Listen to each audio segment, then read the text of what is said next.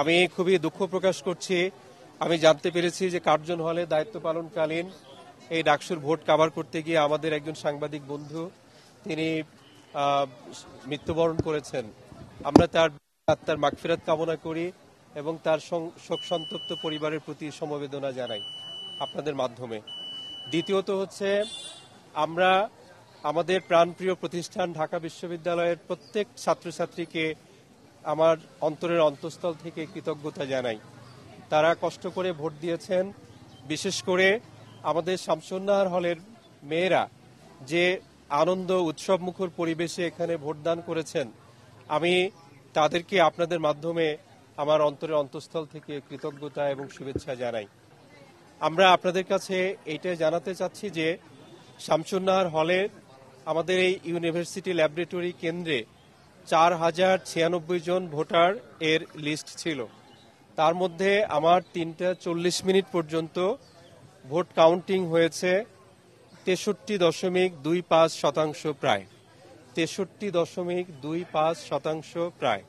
আপনারা জানেন যে 4টা পর্যন্ত ভোট গ্রহণ প্রক্রিয়া আছে। আমাদের কোনো বন্ধু মানে ফ্রেন্ড, ছোট বোন, তারা হয়তো এখনো ভোট কেন্দ্রে থাকতে পারেন। সুতরাং এক্সাক্ট ফিগারটা আমরা যখন ভোট গণনা শুরু করব তখন হয়তো আরো এক্সাক্ট ফিগার আরো 2-1% বেড়েছে কিনা সেটা তখন আপনারা জানতে পারবেন। আপনাদের সুবিধার্থে আমরা ভোট গণনা লাইভ ফরকাস্টিং করছি। এখানে এলইডি স্ক্রিন আছে। আপনারা আপনাদের মাধ্যমে আমরা আমাদের যারা এই ভোট গ্রহণ উৎসবে পরিণত করেছেন তাদের কাছে এই নিউজগুলো পৌঁছিয়ে দেবেন। কারণটা হচ্ছে, আপনার মাধ্যমে সকলকে জানাতে চাচ্ছি, আপনাদের মধ্য থেকে কোনো না কোনো বন্ধু সাংবাদিক তারা এসেছিলেন একদম 7:15 থেকে 7:30টার মধ্যে, যারা কিনা আমাদের প্রত্যেকটা ব্যালট বাক্স ওপেন করে আপনাদের সামনে লাইভ ক্যামেরায় দেখিয়েছি। সুতরাং সাংবাদিকরা আমাদের থেকে 7:30 থেকে আছেন, এখন পর্যন্ত আছেন। আমার জানা মতে প্রায় 9:30টার দিকে বাংলা ভিশনের ক্যামেরা প্রবেশ করেছিল, তারা লাইভ করেছে।